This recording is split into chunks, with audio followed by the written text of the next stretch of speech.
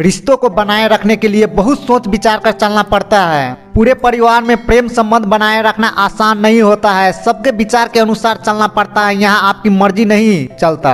यहाँ पर फैसला लेने से पहले सबकी नजरों से सोचना पड़ता है। बोलने से पहले 10 बार सोचना पड़ता है, सामने वाले को मेरे बात से कहीं बुरा ना लग जाए। हाँ, यदि आप उसके अच्छे और भले के लिए बोल रहे हैं और वे आपकी बातों को गंभीर से नहीं ले रहा है और नहीं समझ पा रहा है, तो केवल तभी आप एक गर्म लिहाज इख्तियार करें। अपनी बातों को गंभीरता से उसके सामने रखें ताकि उसके मन पर आपकी बातों का असर हो। यानी बात भी इस तरीके से बोलना है कि सामने वाले को समझ में आ जाए और बुरा भी ना लगे। रिश्ते के बीच झुकना, माफी मांग लेना, मान सम्मान और शब्दों की मर्यादा सदैव बनाए रखना जैसी चीजें परिवार को जोड़ने में काफी मदद करता है। मैं अक्सर लोगों से जब भी दो रिश्तों के बीच की मजबूती पर सवाल पूछा कि कैसे रिश्ते को लंबे समय तक बरकरार रखा जा सकता है, तो अधिकतर लोगों ने यही कहा कि यह निर्भर करता है कि दोनों के बीच की एक दूसरे की समझने की अंडरस्टैंडिंग कितना है। अंडरस्टैंडिंग में एक दूसरे की भावनाओं को समझा जाता है, उसकी भावनाओं को कदर की जाती है, एक दूसरे की पसंद और नापसंद को अच्छे से समझा जाता है ताकि ऐसा कुछ न किया जाए जो सामने वाला को पसंद ना आए और उसका दिल दुखे। एक दूसरे का कहना मानना, यही तो होती है अंडरस्टैंडिंग। रिश्ते में हंसी मजाक करो, लेकिन मजाक कर सीमा में रहकर। यानी मजाक ऐसा भी ना करो कि किसी का दिल दुखे, किसी को बुरा लग जाए।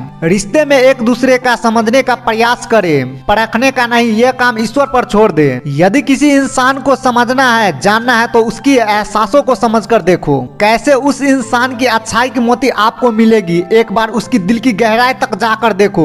रिश्ते के बीच अपने स्वभाव को हमेशा सुई धागे की तरह रखो, क्योंकि हमेशा सुई धागे अलग दो चीजों को जोड़ने का काम करती है। जिसे रिश्ते की सच में परवाह होता है वे थोड़ी सी भी गलती पर झुक जाते हैं, और जिसे रिश्ते की परवाह नहीं होता है वे हजारों गलती पर भी नहीं झुकते हैं। उस रिश्ते को कभी मत तोड़ना जिसमें सामने वाले ने आपको सब कुछ मान बैठा है, आपको सच्चे दिल से चाहते हो, आपको हर बात मानते हो और आपका बहुत सम्मान करता हो। हाँ, कई बार क्रोध में या फिर कुछ गलत फहमी के चलते कई बार परिवार में माहौल ऐसा बन जाता है कि जिसकी वजह से छोटे मोटे लड़ाई झगड़े हो ही जाता है। तो ऐसे में कई बार बात इतनी बढ़ जाती है कि सगे संबंधी को भी बीच में घसीटा जाता है, पुराने गुस्सा को निकाला जाता है जिस बात का कोई लेना देना नहीं होता है। मामला एक दूसरे का सम्मान भूलते हुए, शब्दों की मर्यादा तोड़ते हुए गाली गलौज तक पहुंच जाता है और रिश्ते टूट जाते हैं। तो यह सब कुछ बहुत गलत है। अगर आप लोगों की माहौल गर्म हो रहा है और बात ज्यादा न बढ़े, घर में शांति बने रहे, तो आप एक समझदार इंसान की तरह चुप हो जाए, थोड़ा सा बड़ापन दिखाया जाए, कोशिश करें कि घर में शांति का माहौल रहे।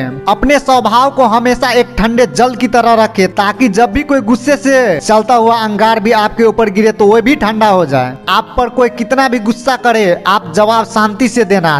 देखना आपके इस स्वभाव से एक दिन वे इंसान जरूर बदल जाएगा, क्योंकि एक ठंडा लोहा ही गर्म लोहे के आकार बदलता है। तो यकीन मानो आपका यह शांति और प्रेम का स्वभाव किसी को भी स्वभाव को बदल सकता है। हमेशा एक दूसरे को सम्मान दे, प्यार करे। यदि रिश्ते में कोई आपके बातों का बुरा मान जाए तो आप जिद को साइड में रखकर उससे मनाना सीखो, उसको हंसाना सीखो। तो दोस्तों, आखिर में मैं यही कहना चाहूंगा कि अपने आदतों को सुधारे। रिश्तों को बरकरार रखने के लिए आपके अंदर बदलाव करना पड़े तो जरूर कर लेना, क्योंकि आपको जीवन भर एक दूसरे के साथ रहना है। यदि झुकना पड़े तो झुक जाए और अपनी तरफ से रिलेशन बनाए रखने की ज्यादा से ज्यादा कोशिश करे, क्योंकि रिश्ते को खत्म होने की हजारों वजह हो सकती है, लेकिन रिश्तों को बनाए रखने के लिए एक ही वजह काफी होता है। आपके कुछ अच्छी आदतें, अच्छी बदलाव बहुत प्यारे रिश्तों को टूटने से बचा सकता है। उम्मीद करता हूँ वीडियो पसंद आया होगा। अगर आप ऐसे ही वीडियो देखना चाहते हैं तो चैनल को सब्सक्राइब करके बेल आइकन को प्रेस कर दीजिए। थैंक